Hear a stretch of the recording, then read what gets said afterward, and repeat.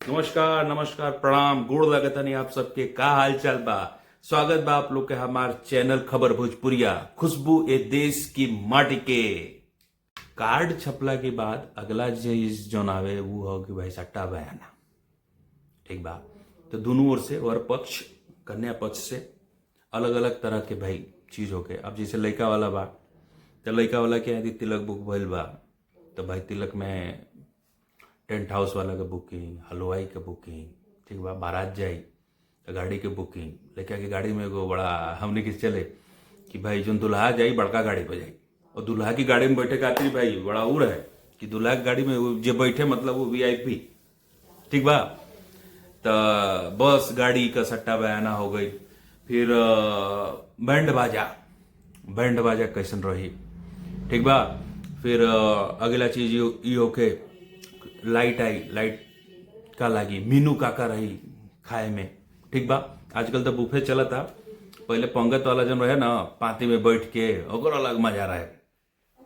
यही तरह लड़की वाला हो गई, लड़की वाला जाए अपन भाई प्लान बनाई कि लड़की वाला के काका खरीदे के बाद अब लड़की में भी हुए अपन हलवाई के बुकिंग हो गई आपका, फिर टेंट हाउस हो गई, फिर साड़ी कपड़ा लत्ता ये सब का भी तैयारी चालू हो जाता। अगला जन पार्ट होला उसमें पूरा शादी का प्रिपरेशन चले, खरीदारी वाला बुकिंग वाला चीज।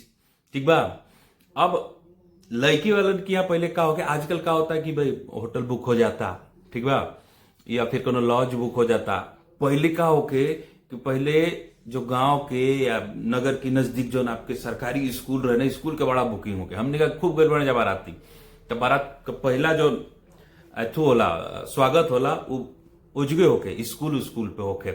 फिर या तो बड़का सामियाना तना जाओ, यदि घर के आसपास खेत बा, कटाई हो गई बा, खाली बा, तो बढ़िया खेत में सामियाना तना गई बा, पूरा आप लोगों के का कहल जाता खटिया चरपाई चौकी कुल रखल बा सुते उते खाती, तो ओकर अलग मजा रहे। तो ओ में भाई देख ला कि स्कूल के बुकिंग मिल जाओ, प्राचार्य जी से बात कर ला कि भाई ये तारीख के हमार बियाह बा, इतना कमरा हमके चाहिए। हाँ, तो बड़ा इंटरेस्टिंग होके ये कुल चीज। और ये जब शादी के ब्याह के जब खरीदारी होके तो कुछ बहुत बहुत टर्मिनोलॉजी बा अब पहले दिमाग में घूमेला बचपन से, जन वो पर्टिकुलर सामान पर्टिकुलर उद्देश्य खातिर खरीदाओ। तो एगो बात लड़का के मौर ब्याह में जन खूब वाला ऊँची का पहना दिया जाला, मौर हो गई, सेनुरदानी हो गई, लड़का के शेरवानी हो गई। ठीक बा। और एगो बड़ा बढ़िया रोल होला भाई ब्याह में जीजा जी लोगन के, तो जीजा जी आवेला कपड़ा पहनावे तो उनके नेग मिलेला। तो ओकर पहले से प्लानिंग होके कि भाई जीजा जी के का दिए, घड़ी दिया, अंगूठी दिया, कपड़ा दिया, पैसा दिया, एक कुल के भी पहले से प्लानिंग हो गए। फिर लड़की जब जाले तो ओकरा खातिर मिठाई उठाई रख के जाओ। पहले तो बांस का टोकरी जैसन बने, ऊपर पर रंगीन पेपर लगा दिया, हमने क्या झपोली कहा हो, ओकर तैयारी कि भाई झपोली में कोगो झपोली जाई, का मिठाई जाई, एकर भी प्लानिंग होके। ठीक बा।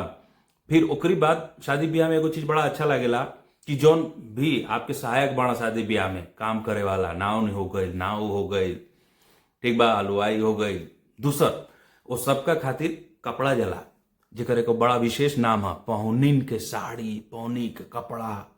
तो दोनों पक्ष अपनी अपनी तरफ से साड़ी कपड़ा ले जाना, तो ओहू के खरीदारी होके। ठीक बा। फिर हर एक परिवार में कुछ विशिष्ट अतिथि रहना या विशिष्ट कैरेक्टर रहना। सबसे बढ़िया कैरेक्टर होना हर घर के भाई जीजा जी लोग, तो जीजा जी लोगन के का विशेष देवे के भाई पहले से प्लानिंग हो जाए। ठीक बा। फिर फुआ हो गई, ठीक बा, फूफा हो गई। फूफा हुए जिन पे खिसियाए के जिम्मेदारी रहेला, वो नाराज जरूर होला लो फूफा लोग जीजा लोग यूजली नाराज होके खातिर बनल बा लोग। तो भाई इनकर भी गिफ्ट का रही पहले से प्लान कल जाला। ठीक बा। ओकरी बाद भाई एगो माथा ढक्का के साड़ी, मांग बहुराई के साड़ी। मांग बहुराई का होला, जब ब्याह हो जाला तो लड़की के बहन या केहू आके लड़की के सेनुर लगावना, तो लड़का वाला की तरफ से उनके साड़ी जाला, कहला मांग बहुराई के साड़ी। फिर माड़ो डोलाई का, ठीक बा, ब्याह के बाद माड़ो डोलावल जाला। तो ई कुल कुछ विशेष ऐसा कुछ कार्यक्रम रहेला सन जोनी खातिर विशेष तरह के गिफ्ट पहले से निर्धारित कर दिया जाला। एमे ना मिले तो लोग बड़ा बाउर मान जा पहले कि भाई हमरा खातिर ना आइल, हमरा खातिर ना आइल। तो ये हिस्सा में हम देखनी जामने का कि भाई कि कौन कौन जैसन प्रथा चला था, जैसन प्रचलन चला था, जौन जौन कार्यक्रम होला, जैसन जैसन हमारे यहाँ लोग विशिष्ट अतिथि बाणा, तो सबके अपनी पोस्ट के हिसाब से, कार्यक्रम के हिसाब से खरीदारी प्लान कल जाला। अब फिर ओकरी बाद आगे देखल जाए कि ओकरी बाद नेक्स्ट का और होला बिया में।